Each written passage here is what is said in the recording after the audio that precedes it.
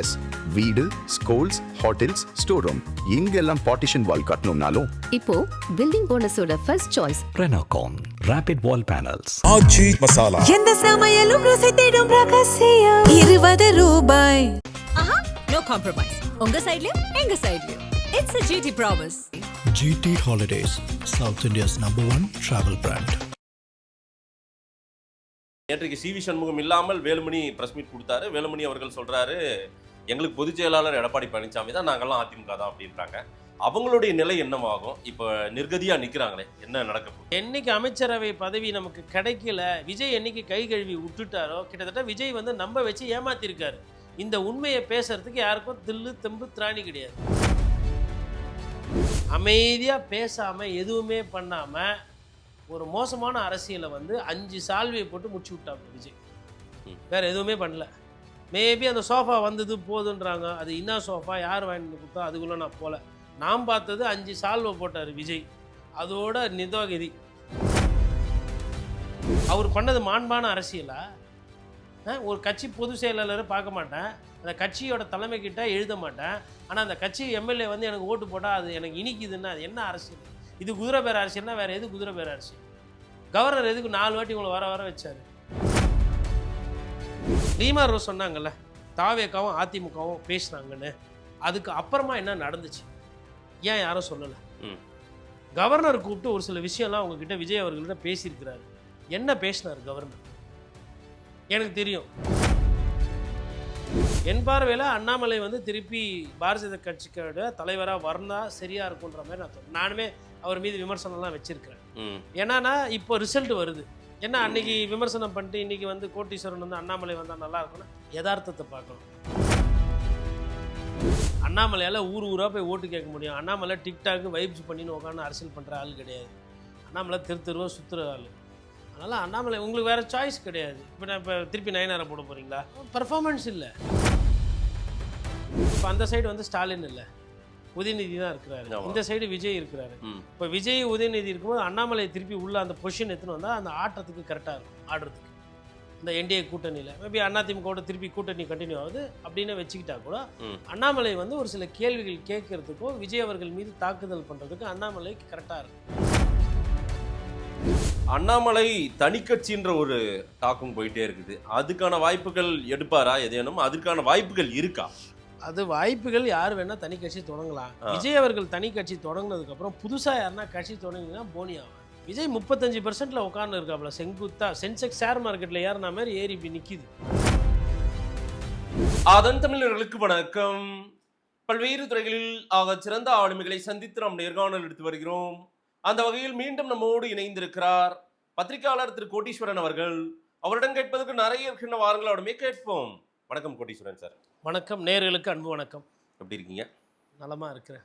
திரு விஜய் அவர்களுடைய ஆட்சி, அமைச்சரவை, அமைச்சர் பெருமக்கள், இளம் வயது அமைச்சர்கள் எல்லாம் நிறைய பேர் வந்திருக்காங்க. அதை பற்றியெல்லாம் நான் நிறைய கேட்கணும்னு நினைக்கிறேன். அதற்கு முன்னாடி விஜயனுடைய ஆட்சி அமைய ஆதரவு கொடுத்தவர்கள்னு அதிமுகவில் ஒரு ஃபேக்ஷன் போனாங்க, பிரிந்தவர்கள். அவங்களுடைய நிலை என்னன்னு நம்ம பேசி ஆகணும். அது வந்து எடப்பாடி பழனிசாமி அவங்கள அக்செப்ட் பண்ணிப்பாரா? ஏன்னா நேற்றைக்கு சி வி சண்முகம் இல்லாமல் வேலுமணி பிரஸ் மீட் கொடுத்தாரு. வேலுமணி அவர்கள் சொல்றாரு, எங்களுக்கு பொதுச் செயலாளர் எடப்பாடி பழனிசாமி தான், நாங்கள்லாம் அதிமுக தான் அப்படின்றாங்க. அவங்களுடைய நிலை என்னவாகும்? இப்போ நிர்கதியா நிற்கிறாங்களே, என்ன நடக்க போகுது? 3 சாத்தியக்கூறுகள். அதில் முதல்ல வந்து இப்போது எடப்பாடி பழனிசாமி அவர்கள் ஒன்றும் பிரச்சனை இல்லை, நான் எதுவும் நடவடிக்கை எடுக்கலை, எல்லாரும் வந்து திருப்பி வந்து சேர்ந்துக்கங்க அப்படின்னு சொல்லிட்டு மேபி கடிதம் வாங்கிக்கணும் இல்லை வாங்கிக்காமலோ அவர் சேர்த்துக்கிறாருன்னா யாருக்கும் எந்த பிரச்சனையும் கிடையாது. அது வந்து பஞ்சாயத்து வந்து முடிஞ்சிடும். பட் இது வந்து ஏன்னா இவர் எடப்பாடி பழனிசாமி வந்து கொஞ்சம் அடம் அதிகமாக பிடிப்பார். அவருக்கு வந்து அவருமே வந்து அந்த ஈகோ அது இதெல்லாம் பார்க்கக்கூடியவர் தான். அவர் வந்து சீக்கிரமாக இறங்கி போகக்கூடிய அந்த தன்மை கிடையாது. ஏன்னா நம்ம கடந்த கால வரலாறு பார்த்தா ஒன்றுபட்டால் உண்டு வாழ்வுன்னு ஒரு விஷயம் இருக்குது. ஆனால் அந்த ஒன்றுபடுறதில்ல அப்படின்றதுல அவருக்கு ஒரு சில நேரத்தில் சிக்கல்கள் இருக்கிறத நம்ம பார்க்குறோம். அதே நேரத்தில் ஒரு சில நேரத்தில் வந்து இல்லை, ஒரு சில முடிவு இவர் எடுத்தது சரிதான் அப்படின்னு சொல்லக்கூடிய கட்சிக்காரங்களும் அவர் கூட இருக்கிறாங்க. அப்போ அந்த கட்சிக்கு இன்றைக்கி வந்து பிரதானமாக இருக்கக்கூடிய ஒரு தலைவர், அந்த ஆளுமே, அந்த ஸ்டேச்சர் அப்படி பார்த்தா அது இபிஎஸ்ன்றதை இந்த விஷயத்தில் ப்ரூவ் பண்ணிட்டார். ஓகே. இப்போ இந்த பிளவு அப்படின்னு என்னதான் ஆனாலும் 3ல் 2 பங்கு வந்து சண்முகம் சைடு போயிருந்தாங்க, வேலுமணி அவங்க சைடு அந்த குரூப் போயிருந்தாங்கன்னா இன்னைக்கு இந்த நேரம் வந்து இபிஎஸோட நிலைமை மோசமாக இருந்திருக்கும். ஓகே. ஏன்னா அவங்க தான் அதிமுகவோட ஒரிஜினல் அப்படின்னு சொல்லிட்டு அவங்க சபாநாயகர்கிட்ட அதை நிரூபிச்சுட்டு தேர்தல் ஆணையத்துக்கிட்ட கடிதம் கொடுத்துட்டு கட்சி எங்ககிட்ட தான் இருக்குது, எங்களை நாங்கள் பொதுச் செயலர் தேர்ந்தெடுக்கிறோன்னு கூட போயிருப்பாங்க. பட் அவங்களால நினச்ச அளவுக்கு அந்த கட்சியை பெருசாக பிளக்க முடியல, இல்லை உடைக்க முடியல. இது வந்து 2வது விஷயம். 3வது வந்து விஜய் அவர்களோட அந்த அந்த அமைதி, மௌனமாக இருக்கிறது. நாட்டு மக்களுக்கு நல்லா தெரியும் இவங்க போய் ஓட்டு போட்டது தாவேக்காக்கு. ஆமாம். இன்னைக்கு நடுவில் மாட்டிக்கிட்டு இருக்கிறது தாவேக்காக்கு ஓட்டு போட்டதுனால தான் இந்த பிரச்சனை. தாவேக்காவால் தான் இந்த பிரச்சனை வந்தது. அதிமுக தோற்று போச்சு, அதுக்கு பொதுச் செயலாளர்கிட்ட கேள்வி கேட்குறோம் கொள்றன்றது நீங்கள் உள்ளே பண்ண வேண்டிய விஷயம். ஆனால் ஒரு எதிர்கட்சியில் இருந்து ஒரு தலைவர், அதாவது உங்களுக்கு எதிர்கட்சி, அவர் ஆளுகின்ற கட்சி வந்ததுக்கு பிறகு அவர் வந்து ஒரு சில தலைவர்களை வந்து சந்தித்து மாலை கொடுக்குறாரு, பூ கொடுக்குறாரு, சால்வோ போடுறாரு. ஆனால் அவங்க கட்சி பொதுச் செயலாளரை களங்கம் பண்ணுறாரு. அவர் வந்து மதிக்கவே இல்லை, கண்டுக்கவே இல்லை. அப்போ இதெல்லாம் வந்து முரண். இது 3வது செய்தி. சார், எடப்பாடி என்ற தலைமை மீதான பிரச்சனை என்னன்றதை அவங்க சொல்கிறாங்க. பட்டு இதற்கு ஒத்து வரணும் அப்படின்னு சொன்னாங்க. அதாவது திமுகவோடு சேரணுன்றதுக்கு ஒத்து வரது எங்களால் அது ஏற்றுக்க முடியலன்னு நாங்கள் பிரிஞ்சோன்றாங்க. இந்த ஃபேக்ஷன் பிரிஞ்சதுக்கு அதற்கு முழு காரணம் எடப்பாடின்னு தானே சொல்றாங்க. இதுல விஜயை நாம எங்க அக்யூஸ் பண்றோம்? இவங்களா தானே போய் வழினா ஆதரவு, இவங்களா தான் போய் சொன்னாங்க. அப்போ எதுக்கு எங்க கட்சி வந்து இன்னும் இபிஎஸ் தான் தலைவர், எங்களுக்குள்ள பிளவு இல்லைன்னு எதுக்கு ஒரு வாரம் கட்சி பேசுறீங்க? அமைச்சரவையில் சீக்வன்ஸ் ரொம்ப முக்கியம். அதனால தான் நான் வந்து ஒரு வாக்கு கொடுத்துருப்பாங்களா, ஏதேனும் கமிட்மெண்ட் பண்ணியிருப்பாங்களா? அதாவது விஜய் தரப்புல இருந்து வாக்குறுதி கொடுக்காம இப்படி ஒரு விஷயம் நடந்திருக்குன்னா அதை நம்புறா மாதிரியா இருக்குன்றதான் என்னோட கேள்வி. ஓகே. இப்போ விஜயோட நீங்கள் ஒவ்வொரு பாகமாக பாருங்கள். இப்போ விஜயோட ஆட்சி வந்து அன்னைக்கு எஸ்பி வேலுமணி தலைமையில் இருக்கக்கூடிய சட்டமன்ற உறுப்பினர் 25 பேர் ஓட்டு போட்டாலும் அவர் ஜெயிக்க போகிறார். ஆமாம். ஏன்னா திமுக வெளிநடப்பு, திமுக உள்ளே இருந்து எதிர்த்து ஓட்டு போடலை. திமுக என்ன பண்ணுறாங்க, உதயநிதி ஸ்டாலின் சொல்கிறாரு நாங்கள் எதிர்கட்சியாக இருந்துக்கிறோம், நாங்கள் இதில் பங்கு பெறோம், நாங்கள் வெளியில் போயிடறோம்னு சொல்லிட்டு போயிட்டாங்க. அப்போ அன்னைக்கு உள்ளே இருக்கிற மெஜாரிட்டியில் வாக்கெடுப்பு நடக்கும்போது ஆட்டோமேட்டிக்காக இவர் மெஜாரிட்டியை ப்ரூவ் பண்ண போகிறாரு. இருக்கிற மெஜாரிட்டிலையும் ப்ரூவ் பண்ணலாம், இல்லைனா 118ன்றது இருக்குது கையில். அப்படி இருக்கும்போது இவங்க தான் மேலூந்துன்னு போய் போட்டாங்க. ரைட்டு. அப்போது எதுக்காக அதை பண்ணீங்க, யாருக்காக பண்ணீங்க? இன்னொன்று, இவர்கள் யாரும் வந்து இப்போ தாவேக்கால இருக்கிற அமைச்சர்கள் மாற்றி போடுறாங்க, முன்னுக்கு போகிறோன்னு பேசுகிறாங்கன்னா எக்ஸ்பீரியன்ஸ் கிடையாது, ஃபஸ்ட்டு டைம் எம்எல்ஏ, சட்ட நுணுக்கங்கள் தெரியாது, குதிரை பேர சட்டத்தில் மாட்டினா கட்சி தாவல் தடை சட்டம் என்ன பண்ணும் அப்படின்றது தெரியாது. ஆனால் ஐயா எஸ்பி வேலுமணி கொறடாவாக இருந்தவர்.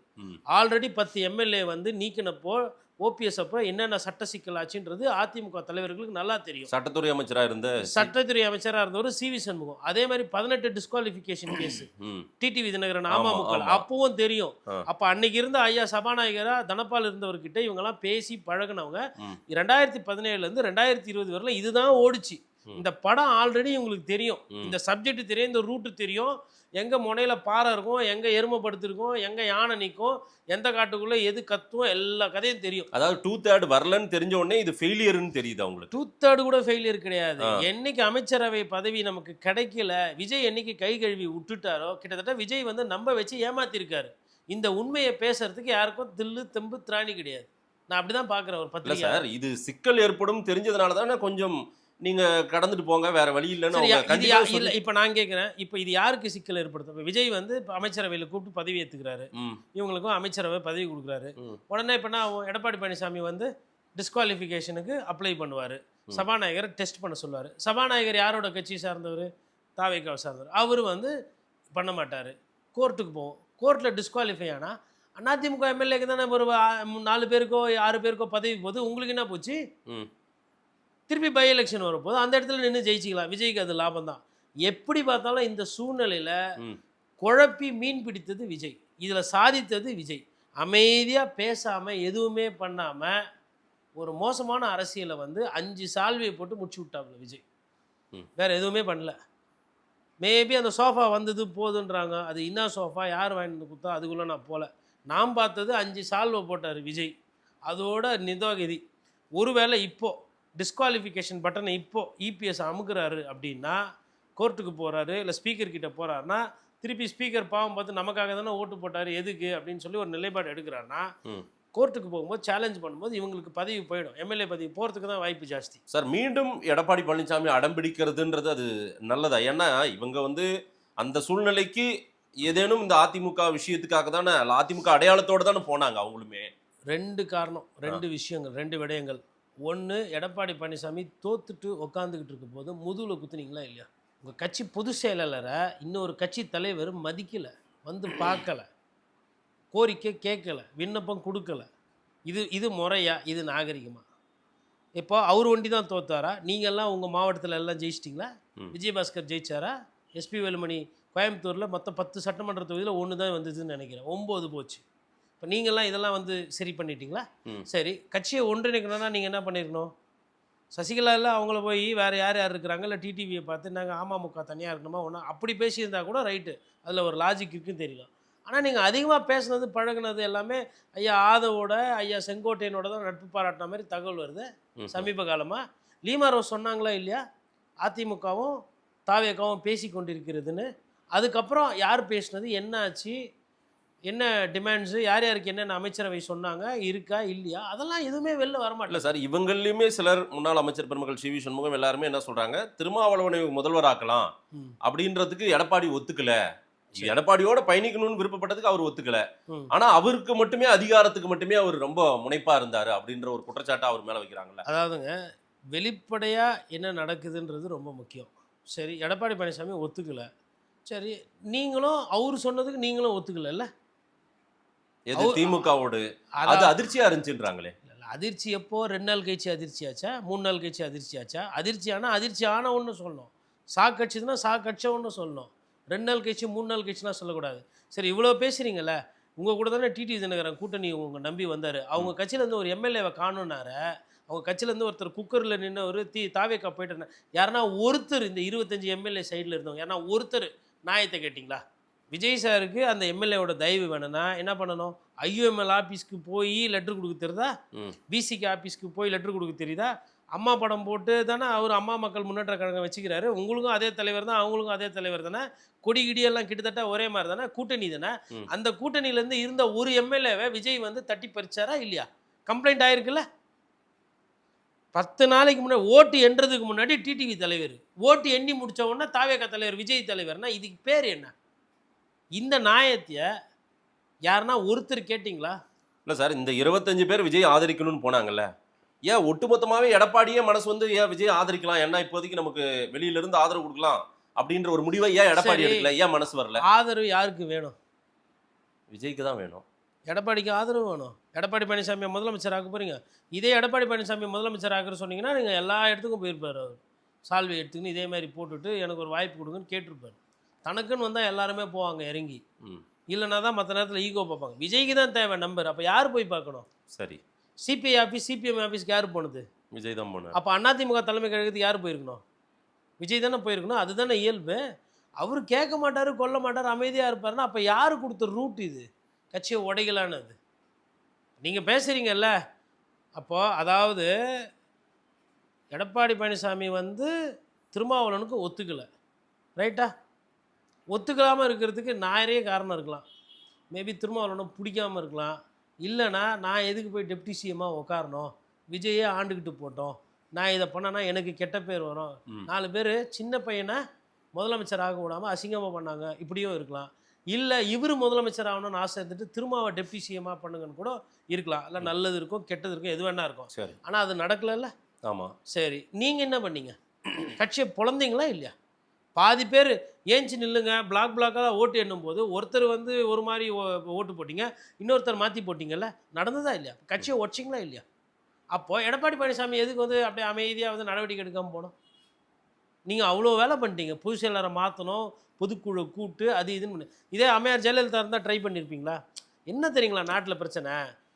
சம தலைமையில் இருக்கும்போது யாருன்னா ஒருத்தர் மேலே வந்தால் மற்றவங்களுக்கு வந்து இபிஎஸ் தானே, நம்ம கூட அமைச்சராக இருந்தால் தானே, நம்ம கூட எம்எல்ஏ இருந்தால் இவர் வண்டி ஆகிட்டாருன்னா. ஆனால் ஒரு லாஜிக் அங்கே சரியாக இதாகுது இல்லை சார். அதாவது தொடர் தோல்விகள் அவருடைய தலைமையில், அதற்கு உட்காந்து ஒரு பொதுக்குழுவோ ஏதோ ஒன்று அழைத்து எல்லாருக்கிட்டையும் பேசணும்னு ஆசைப்பட்டது, அது சரியான ஒரு இது தானே? சரியானது இல்லை, அது 100% நியாயம். இவர் பாட்டுன்னு தோத்துக்கினே இருப்பார் ஒவ்வொரு தேர்தலும். அதான் கேட்பாங்க கரெக்டு. ஆனால் நீங்கள் எடுத்த பார்வை, எடப்பாடி பழனிசாமி செங்கோட்டையனை வெளியில் அனுப்பலை. செங்கோட்டையன் மேலே தப்பு. ஒரு பொதுச் செயலர் போய் சிட்டிக்கு போட்டு நான் 10 நாள் டைம் கொடுக்குறேன், நீனா எனக்கு 10 நாள் டைம் ஒரே நாளும் பண்ணார். 2 பேர் மேலேயும் தான் தப்பு. ஓபிஎஸ் வரேன்னு சொல்லுவார், ஆனால் சரின்ட்டு இவர்கிட்ட யாருன்னா போய் பேசினாங்க கொண்டாங்கன்னா இதெல்லாம் அங்கே இருக்கிறவங்க எனக்கு சொன்னதை வச்சு நான் சொல்கிறேன். வராங்க அப்படின்னா சரி அப்படின்னும் போது அப்புறம் எனக்கு ஒருங்கிணைப்பாளர் பதவி வேணும் பழைய மாதிரி. டிடிவி தினகரனே பத்திரிகையாளர் என்கிட்ட சொல்லியிருக்கிறார் பத்திரிகையாளர் சந்திப்பில் தனியாக பேசும்போது. ஒரு வாட்டியும் பேசுவோம் சரின்னுவார், நான் வரேன் பேசுவோம் கொல்லுவோன்னுவார். அப்புறம் எனக்கு பழைய மாதிரி வேணும்னா அது இபிஎஸ் ஒத்துக்க மாட்டேன். அப்போ நீங்களும் ஒத்துக்கல அவரும் ஒத்துக்கல. ஆனால் இதில் வந்து இபிஎஸும் தவறு பண்ணியிருக்கிறார். இப்போ தனபால் அவர்கள் ஏன் கட்சி விட்டு விளங்குறாரு? அவருக்கு ஏதோ மனசு கஷ்டம் இருக்குது, கூப்பிட்டு பேசணும்ல. யார் வேணால் போங்க எப்படி வேணால் போங்க எல்லாரையும் விட்டுருவேன் எல்லாரையும் நீக்குவேன்னா அது ஒரு தலைமை பண்பானா எனக்கு தெரியல. அது இப்போ கூட சரி இந்த நடவடிக்கை எடுக்கிறது கொள்றதெல்லாம் விட்டுட்டு ஒரு சில மாவட்ட செயலர் மற்றவங்க பேச்சு கேட்டு போயிருப்பாங்க, அதில் இருக்கிறவங்கள கூட மேபி ரீட்டைன் பண்ணலாம், அது அவரோட இஷ்டம். என்ன சிக்கல்னா புதுசாக மாவட்ட செயலர் போட்டாச்சு. இப்போ அந்த மாவட்ட செயலர் தூக்குனா அவங்க என்ன நினைப்பாங்க? உங்கள் இஷ்டத்துக்கு நீங்கள் போடுவீங்க எடுப்பீங்க, நீங்கள் என்ன புதுசு எல்லாருவாங்கல்ல. இதெல்லாம் வந்து இந்த சிக்கலுக்கு எல்லாருமே காரணம். சரி மேபி அவங்க உட்காந்து பேசி அது அவங்களுக்குள்ள முடிச்சுக்கிட்டாங்கன்னா அந்த கட்சிக்கு நல்லது. இப்போ கூட சரி யாருன்னா அதிமுக ஆதரவு நிலைப்பாளர்கள் எவ்வளோ பேர் சேர்க்குறாங்களோ அவங்களுக்கு நல்லது. கட்சியிலேருந்து நிறைய பேர் தாவேக்காக்கு போகிறாங்க, திமுகலேருந்து நிறைய பேர் தாவேக்காக்கு போகிறாங்க. இது 2 திராவிட கட்சிகளுக்கு நல்லது இல்லை. வாக்கு வங்கி கொஞ்சம் குறைஞ்சிக்கிட்டு இருக்குது, தாவேக்கா வளர்ந்துக்கிட்டு இருக்குது. சொல்ல வேண்டியதை நம்ம சொல்கிறோம். அது எடப்பாடி பழனிசாமி பண்ணுறது எல்லாமே சரி அப்படின்ற அந்த வாதன்றதை நான் அதுலேயே பிரச்சனை இருக்குது. அவர் பண்ணுறது எல்லாம் சரி அப்படின்னு நம்ம எடுத்துக்க முடியாது. ஒரு சில விஷயங்கள் அவருமே மாற்றிக்கணும், அவருமே ஒரு சிலது சரி செய்யணும். அதிமுகவின் பிளவுக்கு காரணம் திமுக அதிமுக கூட்டணி சேர்றதுன்னு சொல்றது காரணமா, இல்லை விஜய் தரப்பு ஒரு ஆசை வார்த்தை கூறி அவங்கள பிளவு அந்த பிளவு ஏற்படுவதற்கு காரணமாயிடுச்சா? அதாவது அதிமுக திமுக சேரப்போது சேர்ந்துருவாங்க அப்படின்றது பேசப்பட்டது, ஆனால் அது நடக்கலை. நடந்தது இவங்க மாற்றி ஓட்டு போட்டது நடந்தது. இங்கே என்ன நடக்குதுன்னா நடந்ததை பேசுகிறதே கிடையாது. எதனால் யாருக்காக ஓட்டு போட்டிங்க, என்ன பேசப்பட்டது, எதனால் டிடிவி தினகரனோட ஒரு எம்எல்ஏ மாறினார், அவர் கவர்னர்கிட்ட ஒரு மாதிரியும் சட்டமன்றத்தில் வேறு மாதிரி பேசினார், 24 மணி நேரத்தில் மாறி மாறி பேசினார். அதுக்கப்புறம் விஜய் எதுக்கு வந்து சால்வை போட்டார், விஜய்க்காக நீங்கள் எதுக்கு ஓட்டு போட்டிங்கன்னா அதை பற்றி பேசவே மாட்டேன்றாங்க. அந்த கான்ஸ்பிரசியோ இல்லை அந்த புரிதலோ வெளியில் வருது கிடையாது. ஆனால் இந்த சைடில் திமுக அதிமுக பேசுனாங்க ஷாக் ஆகிட்டோம், திமுக அதிமுக பேசுனாங்க ஷாக் ஆகிட்டோம், இதையே தான் சொல்லின்னு இருக்கிறீங்க. சரி ஷாக் ஆகிட்டீங்கல்ல, ஷாக் ஆகிட்டா வீட்டிலே இருக்க வேண்டியதானே, எதுக்கு போய் தாவேக்காக்கு ஓட்டு போட்டிங்க? ஷாக் ஆகிட்டீங்க, ஐயோ அதிமுக திமுகவோட சேர்றதா, இது கனவுலே நடக்காது, வீட்லேயே கோச்சின்னு உட்கார வேண்டியதானே, எதுக்கு தாவேக்காவை போய் பார்த்தீங்க, எதுக்கு விஜய் வந்து சால்வை போட்டுப்போ வாங்கினீங்க? அதிமுகவுக்கு மீண்டும் பலம் கொடுக்கணும், உயிர் கொடுக்கணும், ஏதோ ஒரு ஆக்டிவ்னஸ் நடக்கணும்ல, ஒரு வேகம் இருக்கணும்ல. சரி போய் முடங்கிட்டா எப்படி? சரி முடங்கிட்டா எப்படி? ரைட்டு, வேகம் குத்தாரா விஜய்? ஐயூஎம்எலுக்கு அமைச்சர் கொடுக்குறீங்க, பாவம் 25 பேர் வந்து கஷ்டப்பட்டு ஓட்டெலாம் போட்டாங்க. ஏன் அதில் ஒரு 5 பேருக்கு அமைச்சரவை கொடுக்குறது தானே? இதெல்லாம் வாரியம்லாம் போடுறீங்களா, அதில் ஒரு 5 பேருக்கு வாரியம் போட வேண்டியது தானே? 10 பேருக்கு வாரியம் போட்டால் கேஸ் நான் பார்த்துக்கிறேன் அப்படின்னு சொல்லிட்டு இருப்பாங்கல்ல. அரசனை நம்பி புருஷனை விட்டுட்டு நடுரோடு நிற்கிறீங்களா? மாவட்ட செயலர் பதவி போச்சா, கட்சி பதவி போச்சா, கேஸ் நடத்தினா எம்எல்ஏ பதவியும் போயிடும். யாரை நம்பி போனீங்க? உங்களுக்கெல்லாம் அனுபவம் இருக்கா இல்லையா? விஜய் வந்து கூட்டணி விஷயங்களில் எல்லா கட்சிக்கிட்டையும் பேசுனது உண்மை. அவரே பேசல, ஆள் வச்சு தான் பேசுவார். அவர் எப்பயுமே அவர் பேச மாட்டார். ரைட்டா? அவருக்காக பேசினாங்க கொண்டாங்கன்றதுலாம் வந்துச்சு செய்தி. தாவேக்காவோட பியூட்டி என்னன்னா மறுக்கவே மாட்டாங்க, இன்னும் இருக்குன்னு சொல்ல மாட்டாங்க, அமைதியாக இருப்பாங்க. இது ஒரு ஸ்ட்ராட்டஜி. சாதிச்சிட்டாங்கல்ல, இனி நம்ம என்ன சொல்கிறோம்? சாதிச்சிட்டாங்க ரைட்டு. சரி இப்போ தமிழ்நாட்டில் மேகதாது பிரச்சனை இருக்குது, பேசணும், பேசுவீங்களா பேச மாட்டிங்களா? பரந்தூர் பிரச்சனை இருக்குது, பேசுவீங்களா பேச மாட்டிங்களா? திருப்பரங்குன்ற விஷயம் அடுத்த வருஷம் வரும், திருப்பி தீபம் ஏற்றும் போது ஏற்றுவீங்களா ஏற்ற மாட்டிங்களா? சார் அமைதியாக அப்படியே மூணு இருக்கிறதுனால சாதிச்சதா பொறுப்பு கிடையாது. ஒரு தேர்தலில் ஜெயிக்கிறது தோக்குறதுன்றது வேற, தமிழ்நாட்டினுடைய மாண்பு தமிழ்நாட்டினுடைய உரிமைன்றது வேற. அவர் பண்ணது மாண்பான அரசியலா? ஒரு கட்சி பொதுச் செயலாளரை பார்க்க மாட்டேன், அந்த கட்சியோட தலைமை கிட்ட எழுத மாட்டேன், ஆனால் அந்த கட்சி எம்எல்ஏ வந்து எனக்கு ஓட்டு போட்டால் அது எனக்கு இனிக்குதுன்னா அது என்ன அரசியல்? இது குதிரை பேர் அரசியல்னா வேறு எது குதிரை பேர் அரசியல்? கவர்னர் எதுக்கு 4 வாட்டி உங்களை வர வச்சார்? ஏன்னா அவங்களுக்கும் இன்புட்ஸ்லாம் வந்திருக்கும். இல்லை ஆதவர்ஜுனா அமைச்சர் பேசுனது விசிகா கிட்ட அமைச்சரவையில் வாங்கன்னு சொல்லிட்டு ஒரு பேட்டி கொடுத்தாருல, குறுக்கு வழியில் எடப்பாடி பழனிசாமி ஆட்சியை பிடிக்க ஆசைப்பட்டாரு, அதனாலதான் இந்த 25 பேர் இந்த மாதிரி ஒரு முடிவு எடுத்து வந்தாங்க, இப்போதைக்கு அவங்களோட நட்பா நாங்க இருப்போம், அவ்வளவுதான், வேற எதுவும் செய்ய முடியாதுன்றதையும் சொல்றாரு. எடப்பாடி இப்படி ஒரு குறுக்கு வழி அதுக்கு என்ன ஆதாரம் அவர் வெளியிட்டாரு? இவங்க 25 பேர் கட்சி தடை சாவல் சட்டத்தை மீறி ஓட்டு போட்டதுக்கு ஆதாரம் இருக்குது. கொறடா உத்தரவு மீறி இவங்க நடந்துனதுக்கு ஆதாரம் இருக்குது. கட்சி தலைமையில் இருக்கிற பண்புன்னு பார்த்தா கட்சி தலைவரை பார்த்தா எல்லாரையும் பார்த்தாரு. ஆனால் இபிஎஸ்ஸை பார்க்கல. நான் என்ன சொல்ல திரும்ப பார்க்குறேன், எப்படியா இருந்தாலும் நம்ம உங்களை தான் வந்து காலி பண்ண போகிறோம், எதுக்கு நம்ம பார்க்கணும்? முகத்தை பார்க்கறதுக்கு கூச்சப்பட்டுன்னு கூட தள்ளி போயிருக்கலாம்ல விஜய். ஒருவேளை பர்மிஷன் கேட்டுக்கலாம் அவர் தரப்புல இருந்து. இந்த மாதிரி ஒரு இதெல்லாம் நம்புற மாதிரியா இருக்குது. ஏன்னா இபிஎஸ் என்ன அவ்வளோ ஈகோவா, நீங்கள் வாங்க ஆட்சியில் வாங்க அதிகாரத்தில் வாங்கினா இல்லை இல்லைங்க வேணாங்க எனக்கு 47 தான் போட்டாங்க அதனால் நாங்கள் வந்து வெளியிலேருந்து கம்யூனிஸ்ட் கட்சியா? சிவி சண்முகம், அதுக்கப்புறம் எடப்பாடி பழனிசாமி, தங்கமணி, வேலுமணி இவங்களெல்லாம் பார்த்தா கம்யூனிஸ்ட் தலைவர்கள் மாதிரி தோணுதா உங்களுக்கு? எல்லார் மீதும் கேஸு வழக்கு போச்சு. அதை இபிஎஸ் வந்து கோர்ட்டுக்கு போயிட்டு என் மேலே வழக்கு இல்லை, எதுவும் நிலுவை இல்லைன்னு வாங்கிட்டு வந்துட்டார். மிச்சம் எல்லார் மேலேயும் அமலாக்கத்துறை வழக்கு, சிபிஐ விசாரணைலாம் நிறைய பெண்டிங்கில் தான் இருக்குது. இவங்கள பார்த்தா வந்து சும்மா போய் விஜய்க்கு ஆதரவு தெரிவிக்கிற மாதிரி தெரியுது. ஏன் இப்போ சிபிஎம் மாதிரி ஃபஸ்ட்டே அந்த நிலைப்பாடு எடுக்க வேண்டியதானே? நாங்கள் ஓட்டு போட வரல சாமி, நாங்கள் வந்து வெளியிலேருந்து ஆதரவு அப்படின்றத ஃபஸ்ட் நாளே சொல்ல வேண்டியதானே? ஓகே, அவரும் கேட்கல இவங்களும் சொல்லலை. ஏங்க இதில் எடப்பாடி பழனிசாமி தப்பு பண்ணியிருக்காப்புல, நிறைய தப்புகள் இருக்குது, நிறைய பிரச்சனைகள் இருக்குது, அதை பேசுகிறோம்ல. அதே இடத்துல விஜய் அவர்களை வச்சு பேசுகிறோமா? இந்த கட்சியில் என்ன நடந்தாலும் வெளியில் வருது இல்லை, அந்த கட்சியில் வர்றது எல்லாமே ஃபில்ட்ரு பண்ணி வருது. அது எப்படி? ரீமா ரோஸ் சொன்னாங்கல்ல தாவேக்காவும் அதிமுகவும் பேசுனாங்கன்னு, அதுக்கு அப்புறமா என்ன நடந்துச்சு ஏன் யாரும் சொல்லலை? கவர்னர் கூப்பிட்டு ஒரு சில விஷயம்லாம் அவங்கக்கிட்ட விஜய் அவர்கள்ட்ட பேசியிருக்கிறாரு. என்ன பேசினார் கவர்னர்? எனக்கு தெரியும். கவர்னர் அலுவலகத்தில் கேட்டால் நான் சொல்லுவேன்.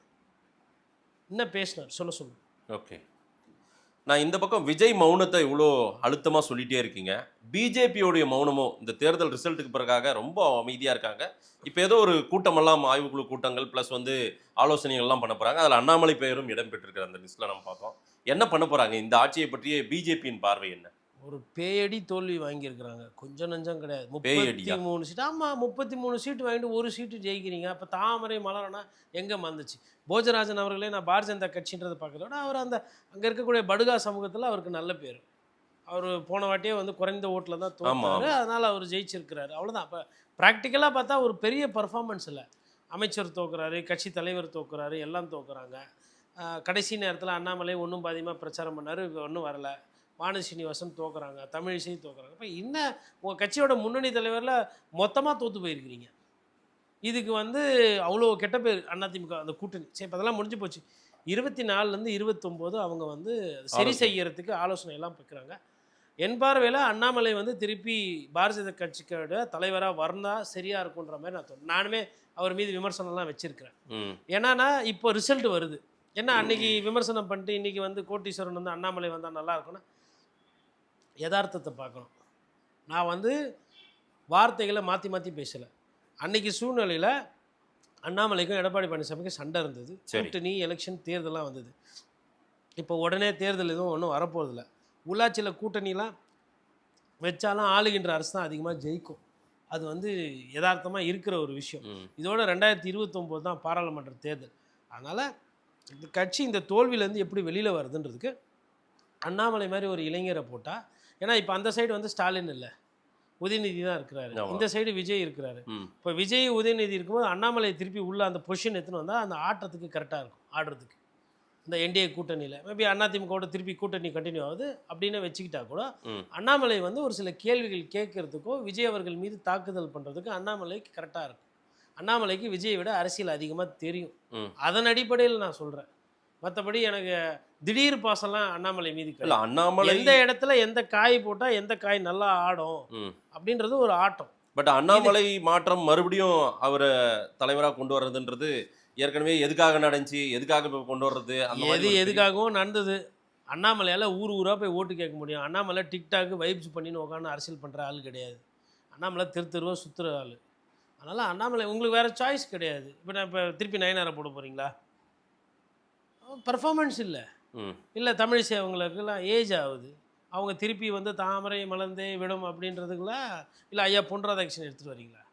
சரி, உங்கள் பாஸ்கெட்டில் இன்றைக்கி இருக்கிறதுல பெட்டர் ஃப்ரூட் எது?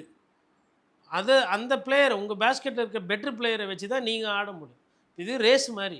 உங்ககிட்ட இருக்கிற குதிரையில் இப்போ எந்த குதிரையை விட்டா ரேஸ் அடிக்க முடியும்னா நீங்கள் பார்க்கணும். அப்படி பார்க்கும்போது இந்த ட்ரெண்டு, இன்றைக்கி இருக்கிற அரசியல் சூழ்நிலை, இன்றைக்கி இருக்கக்கூடிய கூட்டணி கணக்குகள், இதெல்லாம் பார்க்கும்போது அண்ணாமலைக்கு அட்வான்டேஜ் இருக்கும். ஏன் அப்படின்றதையும் சொல்கிறேன். இப்போது தாவேக்கா கூட விசிகா போயிடுச்சு. ஆமாம், விசிகா போகுதுன்னும் போது என்னென்னா பட்டியலின வாக்குகள் 2ஆக பிரித்து எடுத்துருந்தாங்க. விசிகா கிட்ட இருக்கிறதா இன்றைக்கி தாவேக்கா நிறைய எடுத்திருக்கு. ஆமாம், சிறுபான்மையினர் ஓட்டை இன்றைக்கி தாவேக்காக்கு போயிருக்கு. குறிப்பாக கிறிஸ்துவர்கள் ஓட்டு கணிசமாக நவுந்திருக்குது. அப்போ கிறிஸ்துவர்கள் ஓட்டு, தலித் ஓட்டுகள், ஒரு சில இஸ்லாமியர்கள் வாக்குகளும் கொஞ்சம் போயிருக்கு.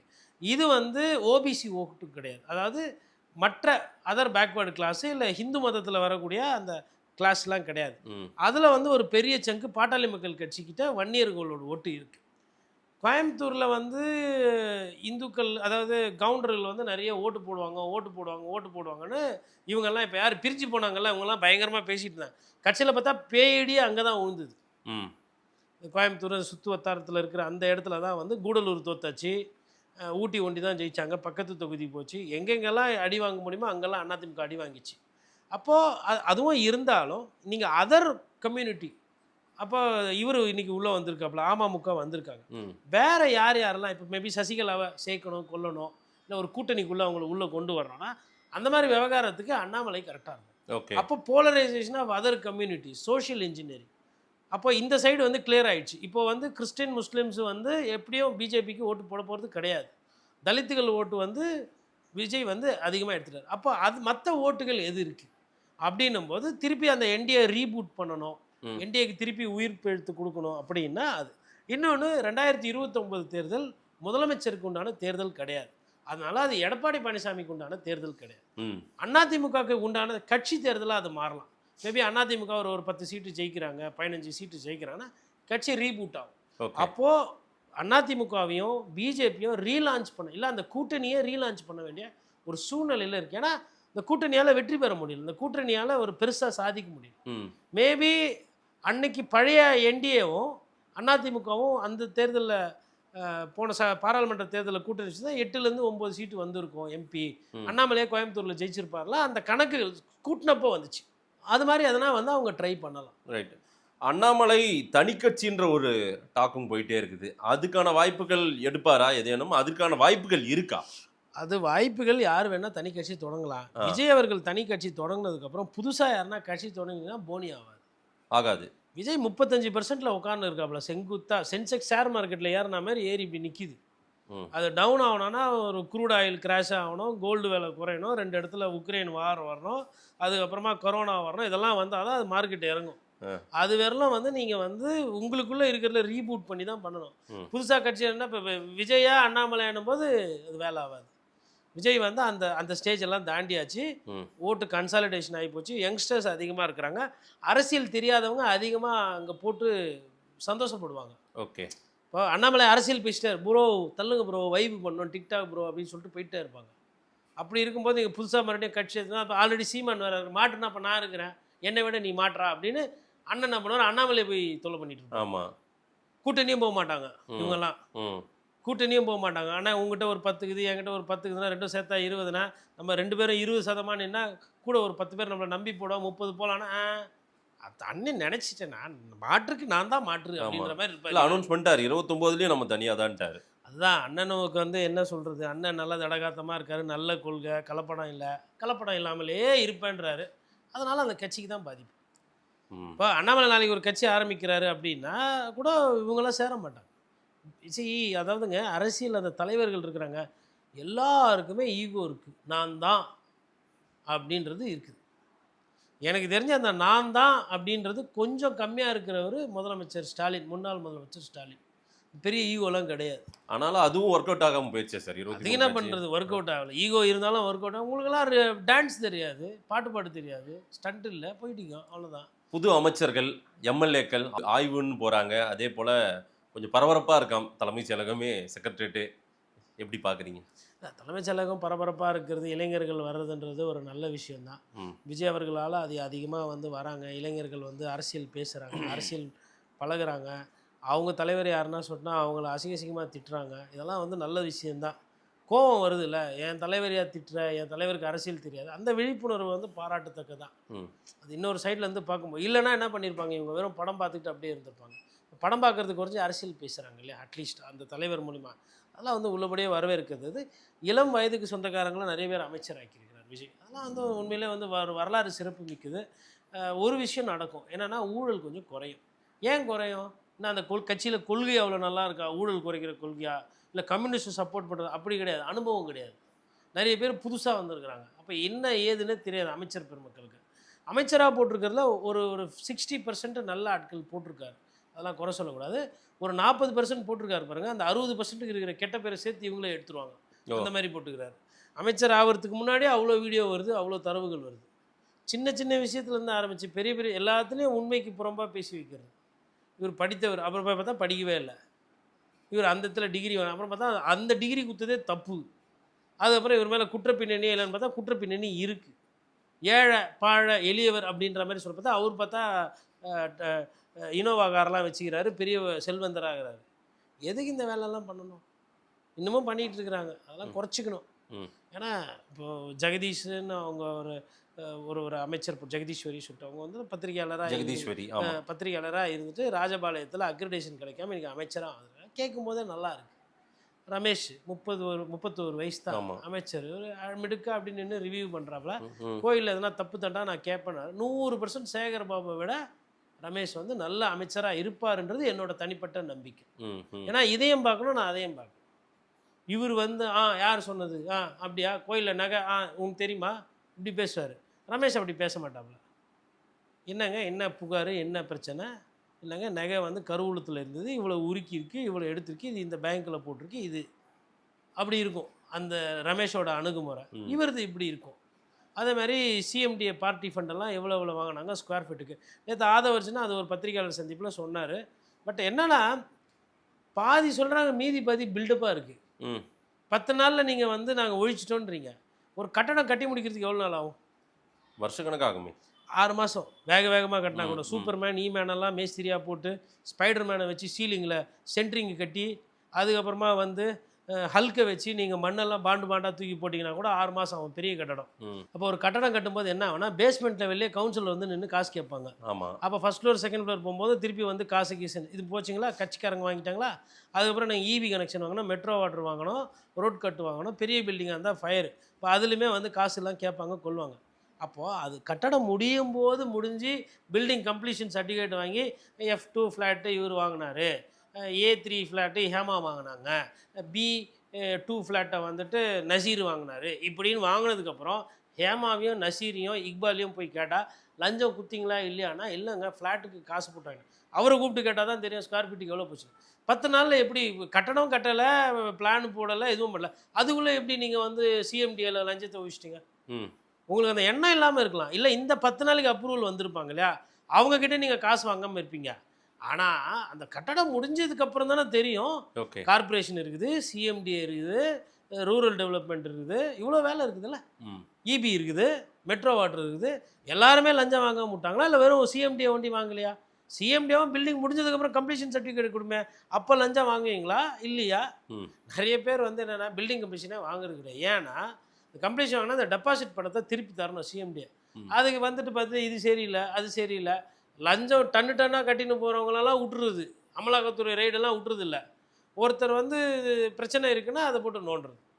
அதனால் சிஎம்டிஏல கொஞ்சம் நஞ்சம் பிரச்சனை பண்ணி வச்சிடல ஐயா சேகர் பாபு, ஏகப்பட்ட பிரச்சனை பண்ணி வச்சிருக்கிறார். அதிமுகவில் இருக்கிற ராயபுரம் மனோ வந்து சைட்டு நம்பர் சர்வே நம்பர்லாம் சொல்லி இந்த இடத்த இவர் மடக்கினார், இந்த இடத்துல இவரோட ஆளுங்க வந்து பேரம் பேசினாங்க, இந்த இடத்துல இங்கே இருந்த குத்தனர் தூக்கி வெளில போட்டாங்க, இப்படியே பேசியிருக்காரு கட்டப்பஞ்சாயத்து. அதெல்லாம் அந்த கம்ப்ளைண்ட் என்ன ஆச்சு ஏதாச்சுலாம் பார்க்கணும். அதனால் அவங்க நோக்கம் எனக்கு புரியுது. ஐயா ஆதவ் சொன்ன அந்த கருத்தை நான் வரவேற்கிறேன். அமைச்சராக அவர் வந்து நல்ல கருத்து சொல்லியிருக்கிறாரு. உண்மையிலே ஏழை பாழிகள் நடுத்தர வர்க்கங்கள்லாம் வீடு வாங்க முடியாமல் கஷ்டப்படுறாங்க. அவங்களுக்கு அது ஒரு நல்ல செய்தியாகவே 5 வருஷமும் நடக்கணுன்ற மாதிரியே நான் அதை பார்க்குறேன். இறுதியாக ஒரு கேள்வி சார், சென்னை மேயர் இன்னமுமே முதலமைச்சரை சந்திக்கவே இல்லை. மாநகராட்சி அதே போல் சட்டமன்றம் அந்த ஒரு அணுகுமுறை எப்படி இருக்கும்? மாநில அரசு மாநகராட்சி அணுகுமுறை எப்படி இருக்க போகுது? நான் எப்படி வந்து போய் சந்திக்கலாம், ஒன்றும் தப்பு கிடையாது. ஆனால் அவங்க வந்து ப்ராப்பர் டிரைவிடியன் ஸ்டாக்காக இருக்காங்கன்ற மாதிரி எடுத்துக்கலாம். வேலையே செய்கிறது இல்லை சரியா. சரி இப்போ எதுக்கு இப்போ விமர்சனத்துக்கு அதிகமாக ஆளானவங்க அவங்க. அவங்க ஆனால் ஒரு விஷயம் பேக்ரவுண்டில் என்னென்னா வந்து இன்னும் 6 மாதம் தானே இருக்குது. ம் அதனால் போய் பார்க்கலாம். பார்த்தா வந்து நிறைய பேர் ரீல்ஸ் போடுவாங்க. மேயர் வந்து சிரிப்பு புன்னகையுடன் வந்து பூ கொடுத்த மேயர், சென்னையினுடைய விரிவாக்கத்தை பற்றி கேட்டறிந்த முதல்வர் அப்படின்லாம் போட்டு ரீல்ஸ்லாம் வரும். நல்லா தான் இருக்கும் போய் பார்த்தா, மேயர் போய் பார்த்து. ஏன்னா முதலமைச்சரும் மேயரும் வந்து ஒரு சில திட்டங்கள்லாம் சேர்ந்து வேலை செஞ்சால் நல்லா தான் இருக்கும். ம் ஏன்னா ஃபண்டுன்றது அங்கேருந்து கொஞ்சம் ரிலீஸ் ஆக வேண்டியது இருக்குது. பட் நான் அதை வந்து கொஞ்சம் அது ஒரு பெரிய பிரச்சனையாக பார்க்கலங்க. ஓகே. சரி, இயல்பு அடிப்படைன்னு ஒன்று இருக்குது, யதார்த்தம்னு ஒன்று இருக்குது. இவங்க போய் பார்த்தா அது யதார்த்தம். இயல்பு அடிப்படை என்னன்னா, நான் திமுக மேயரு, எனக்கு கட்சியை வந்து திமுக தான் குத்துது, நீங்கள் எங்களை எதிர்த்து ஜெயிச்சிட்டிங்க, நான் என்னதுக்கு வந்து பார்க்கணும்? போ, பதவி எப்படி இருந்தாலும் 8 மாதம் அப்படி பார்த்தா கேரளாவில் விடி சதீஷனை பிஜேபியினுடைய மேயர், துணை மேயர் எல்லாரும் ஒன்றா போயிட்டு பேசி பார்த்துட்டு வந்துட்டாங்க எல்லாம். இல்லை, அங்கே இருக்கக்கூடிய கலாச்சாரம் நம்ம கலாச்சாரம் விட கொஞ்சம் நல்ல கலாச்சாரம். அவங்க படித்தவர்கள் பார்த்து ஓட்டு போடுவாங்க, நம்மள மாதிரி ஓட்டு போட மாட்டாங்க. அவங்க வந்து தெளிவான வாக்காளர்கள். கேரளாவில் போயிட்டு நீங்கள் வந்து அரசியல்வாதின்னு சொல்லிட்டு பொய்லாம் சொல்லிட்டு ஏமாற்ற முடியாது. சதீஷன் அவர்கள் வந்து இன்னொன்று வந்து is a proper chief minister, I would say. ஏன்னா இது ப்ராப்பர் சீஃப் மினிஸ்டர், அப்போ மற்ற சீஃப் மினிஸ்டர்லாம் நான் இம்ப்ராப்பராக அப்படி கிடையாது. ஒரு முழுமையான ஒரு முதலமைச்சர். எதை வைத்து நான் சொல்கிறேன் என்றால், உழைத்து கஷ்டப்பட்டு வாடாக பூத்து செஞ்சு ஒரு அரசியல் ஆத்திச்சூடி இருக்கு இல்லையா, அது பிரகாரம் அந்த இலக்கணம் பிரகாரம் ஜெயிச்சு அந்த சேரில் உட்காந்துருக்காங்க. ஒரு குழந்தைகளை வந்து எனக்கு ஓட்டு போடுங்க, ரீல்ஸில் எனக்கு ஓட்டு போடுங்க, அப்புறம் பிரச்சாரம் போகாமலாம் இல்லை. அப்படி வந்த முதலமைச்சர். இன்னொன்று, where is a political material அப்படின்னு பார்த்தீங்கன்னா, ஆட்சி பங்கேற்ற மறுநாள் சொல்கிறாரு, சில்வர் லைன் ரயில்வே ப்ராஜெக்ட்டு ரத்து. 529 கிலோமீட்டர் அது நீளம். அதில் 300 கிலோமீட்டர் வந்துட்டு தண்டவாளத்தை 30 அடிக்கு போட்டு பண்ணுறது, 200 கிலோமீட்டருக்கு 10 அடி செவுத்தை போட்டு பண்ணுறது. இது இயற்கைக்கு எதிரானது, இது என் ஊர் விவசாயிகளை பாதிக்கும், அவங்களோட நிலத்தை கையகப்படுத்தி அவங்கள கஷ்டப்படுத்தி இப்படி ரயில் வேகமாக போய் ஒன்றும் ஆக போகிறதில்ல, இதுக்கு 64,000 கோடிக்கு மேலே செலவாகும், அந்த காசை வந்து அது தேவையில்லாதது, இது பிரச்சனை வரும், வாழ்வாதார பிரச்சனை வரும், விவசாயிக்கு பிரச்சனை வரும், இந்த திட்டம் ரத்து, இதுக்காக நிலத்தெல்லாம் எங்கெங்கெல்லாம் கையகப்படுத்திங்களோ அந்த நிலத்தெல்லாம் திருப்பி கொடுத்துருங்க விவசாயிக்கு அப்படின்னு சொல்லிட்டு ஒரு பொலிட்டிக்கல் டெசிஷன் எடுக்கிறார் முதலமைச்சர். வந்து ஒரு தீர்வை கொடுக்குறார் மக்களுக்கு. திட்டமாக தீர்வா இல்லை மக்கள் பிரச்சனையா அப்படின்னும் போது ஒரு குழப்பம். ஆனால் ஒரு முடிவுக்கு ஒரு பிரச்சனை கொடுக்கும். இதே பறந்து நீண்ட நடிகை அரசியல்வாதி சார் அவரு. இவர் அதை தான் நான் சொல்கிறேன்.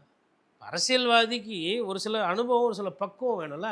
அதை நான் சதீஷன் கிட்ட பார்க்குறேன். இல்லை சார், ஜெயிச்ச ஒருத்தரை போயிட்டு வெற்றி தான், அது போய் குழந்தைங்கள ரீல்ஸ் போட சொன்னாங்க, அவங்க பெற்றோர்களை கன்வின்ஸ் பண்ண சொன்னாங்க, இந்த இதெல்லாம் டாக்கெல்லாம் இது வந்து இனி வச்சு எடுபடாது, என்ன மாறவா போகுது. இல்லை, அது மாறுன்றது வந்துட்டாங்கல்ல, நீதிமன்றம் ஏமாத்திலாம் வாங்கல, ஓட்டு ஏமாத்தி வாங்கினாருன்னு அதை சொல்ல வரல. நீதிமன்றத்துக்கு முன்னாடி வழக்கு போட்டிருக்கிறாங்க, அது நடக்குது. ஏன் நீதிமன்றத்துக்கு வேறு வேலை இல்லையா? எதுக்கு அதை வழக்கு எடுத்து கேட்குது சார்? தப்பை பிரபலமானவர் பண்ணார், அவர் முதலமைச்சர் ஆயிட்டாருன்றதுக்கோசரம்லாம் மாற்றிக்க முடியாது. இதுக்கு குழந்தைகளை தேர்தலுக்கு பயன்படுத்தக்கூடாது, குழந்தைகளை தேர்தலுக்கு பிரச்சாரத்துக்கு ஈடுபடுத்தக்கூடாதுன்னு சட்டம் இருக்குது. நாட்டில் சட்டப்படி தான் நடக்கணும், உங்கள் இஷ்டப்படி நடக்கக்கூடாது. அப்படி வந்து தேர்தலுக்கு முன்னு தேர்தலுக்கு பின்னு மாற்றிக்கிற பத்திரிகையாளர் நான் கிடையாது. நான் அன்றைக்கும் சொல்கிறேன், அது தப்பு. நீங்கள் நீதிமன்றத்தில் வழக்கு பதியப்பட்டிருக்கு, நோட்டீஸ் அனுப்பிச்சிருக்கிறாங்க, நோட்டீஸ்க்கு பதில் சொல்ல கேட்டிருக்காங்க. திமுகவும் அதிமுகவும் நோட்டீஸ் கேட்டிருக்கிறாங்க.